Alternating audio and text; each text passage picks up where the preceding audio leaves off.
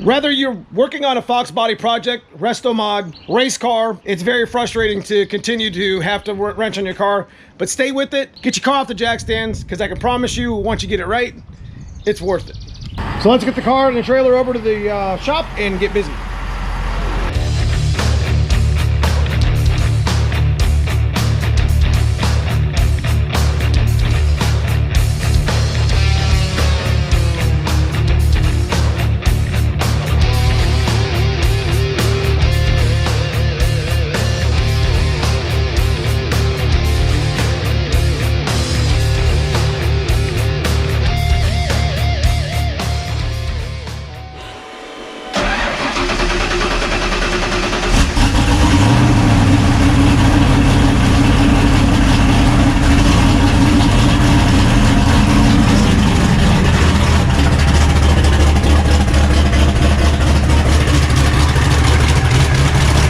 Definitely has a mist to it.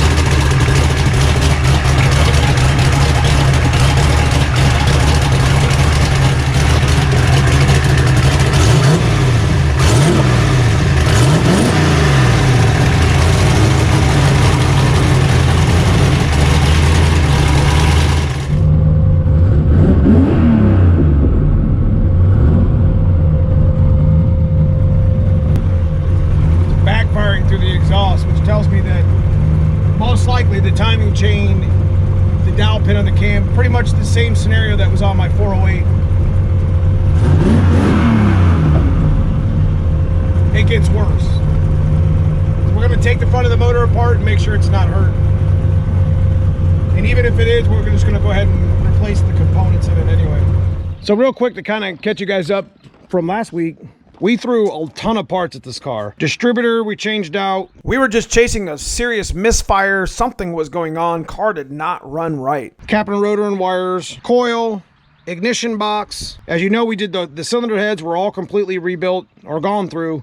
Checked out good. We even went as far as having our injectors flow matched, which they were absolutely filthy. If you see here, they were just gummed up with E85 goo. I took them over to fuel injector development here in Canfield, Ohio. Tom Sewell did a really nice job getting me a set of 8 that actually were cleaned and ready to go. Both sets from the 408, and they're just stuck. So there's a lot of things that went involved with this as far as timing. We've checked the valve train twice over just to get the car to not, it doesn't 60 foot like it used to. It's just laboring over it's when it starts to take off. But once we get into wide open throttle, it's not terrible. When you're playing with timing, mechanically at least on a Holly, thinks it's 16 degrees when it could be 12 and it could be 20. I had a phone conversation with our friends here on the channel, Tony Pelotano, and he said, well, what did you do recently in the last month that's changed? And I told him, I said, I'm setting up the 2-step to dial it in, maybe pick up a little ET. And he's just like, well, 2-step's really hard on timing chains and dowel pins on your camshaft. Is it double pinned? And I'm like, no. He's like, that's probably where your problem's at. So I had a suspicion about it, and Tony pretty much confirmed it, and that's why we're here after the race. We made it through the race, made a couple rounds. We need to get this car back right. One of the staples of this car was leaving on 60 foot. It always left really hard and it always had a really good 60 foot. When you take away the 60 foot, you're taking away all the hard work I did to make it go 60 foot. You know what I mean? So you pretty much take away one of its best features when it comes to racing.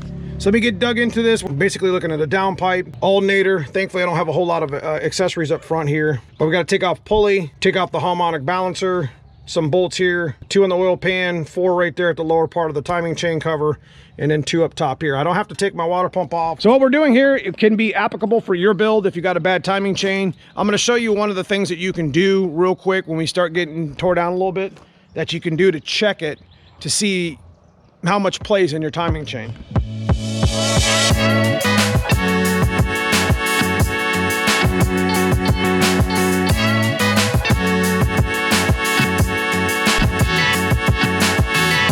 Before we get in it too far, as you know, we did a compression test last week. We're going to do another compression test with the new head gaskets on real quick, open up the throttle, go through a quick compression test and make sure that, we don't have like a hurt motor. Because if it's down on compression, then I'm not going to spend any time with the timing chain. The motor will just be hurt at that point. It'll come out. We'll put the 408 in next month, and when it's ready, we'll have this one refreshed. So remember, we've been on this motor for, it's over 4 years now. This was a June, July motor in 2020 And we didn't put it together with the best parts either, so I'm not mad at this motor whatsoever. A lot of street miles in the black car, racing competitively in the white car. So I got all the other plugs out. They look really good, to be honest with you. Like, I had a couple on the last head teardown, the last teardown that were definitely sketch. Had some oil on them and shit. But, you know, we had been lifting ahead on that old engine. I should have changed the head gaskets a long time ago. I did retorque them, and there's something to be said about retorquing, because when we started creeping in at about 18 pounds of boost, which was about 900 wheel, you know, that's when it started to show its face again. But we retorqued it and it was fine. Yep, definitely not terrible, if you can see them. Not perfect, but was running a little bit, I don't know, lean, I don't know. So on our compression test, our passenger side is 181, 175, 174, and 183. That's really good. It's close.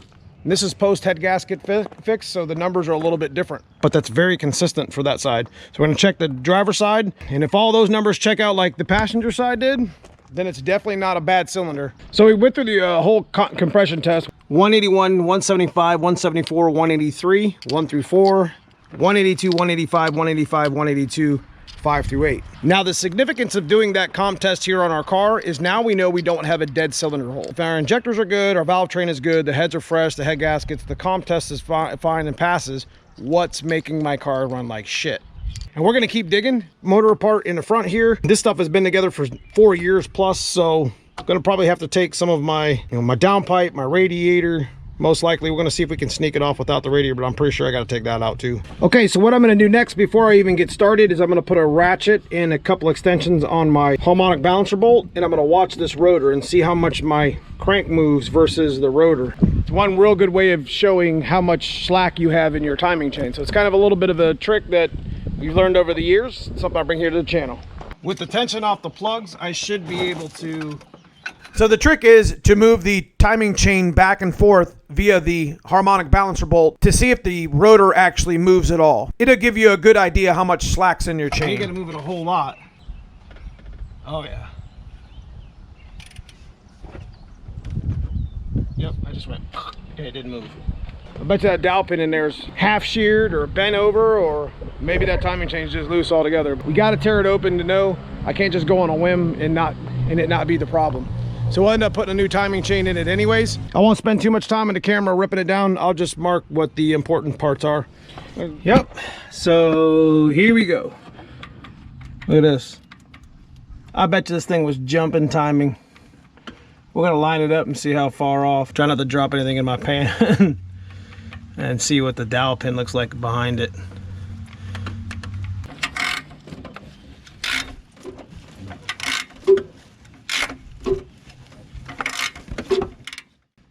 We didn't go step by step on the video, but at least we got the work done. A couple things we're gonna need to get maintenance balancer. You can see some of the timing marks are just starting to disappear. It's just old, you know what I mean? So it gives me a chance to grind this stuff down, because this is etched, so it's gonna have the numbers. And then we'll put some timing tape on it and get that cleaned up. We'll put it on the front because it's in the back, but it's got 3 different timing marks, and the ones that I use are in the back 0 to 10. Give us a chance to re-gasket and clean some seals up, get in here and change the timing chain. Since the motor's got good compression, there's no reason for us to actually take this out for now, but we will eventually. But look what else we found. I wonder, I mean, this is an old stainless turbo kit. But look at that, big old blowout. I was wondering why my exhaust was getting louder and louder. I thought it was the headers. But we did buy the header gasket, so we are taking the headers back off to clearance them a little bit more, and we're gonna put some new gaskets on. But apparently we're gonna need to do a couple flex couplers. For being 7 years old, not terrible condition, but the flex couplers have definitely seen their time. As you can see, I got a big blowout here, and probably one in here I haven't seen yet. So we're gonna replace it with the Vibrant flex coupler. By tearing the front of the motor apart to replace the timing chain, we ended up finding the main culprit in the reason why our tune in our car is not running right. We had several large holes hiding in our couplers. We technically need to be running double slip fit, and that's what we're going to end up doing eventually. But for now, we're going to put on a good quality coupler. Having holes in the hot side of our turbo kit in our couplers was not doing our wideband any favors. It explains why our tune was off and the car was running bad. Getting your shit out the jack stands. We literally got less than 4 days to get this car ready, so I got to get this thing back together in the next couple days and obviously get that you guys enjoy this sort of content, leave a comment below. Let me know what you guys think. Appreciate you guys for watching. Check out that join button for membership, as I appreciate everybody who has been part of the membership for all these years. Thank you guys for helping support the channel. Outside of that, guys, I appreciate you watching. We'll see you soon in the next video. After installing a new trick flow billet timing chain and fixing those flex couplers along with the header gaskets, it runs like a new engine. This is what I'm always talking about on the channel. Don't ever give up.